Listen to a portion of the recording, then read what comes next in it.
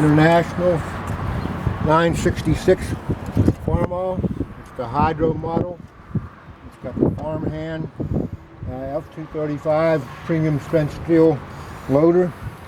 The loader comes off real easy. You pull the pin out here, it slides right off the front, and the hoses go to the back. We changed the engine oil on the tractor. It's a 6-cylinder diesel. These are 2 engine oil filters. They've been changed, and new oil in the engine. Like relatively brand new. Tires. You can still see that little rubber on the front of the tire. It's got the dual remotes in the back. We did put a new O-rings in the spool here.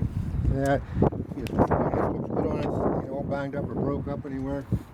Got lights on the back here. The fenders are nice, not banged up. It's real nice condition on it. It's got a new battery on this side.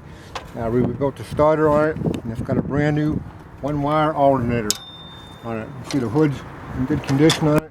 Ain't banged up. It's got an 8-foot wide bucket. It's got 2 hooks on both sides of the bucket. It'll pick things up. We're going to start the tractor up now and run into the pile and spin the wheels.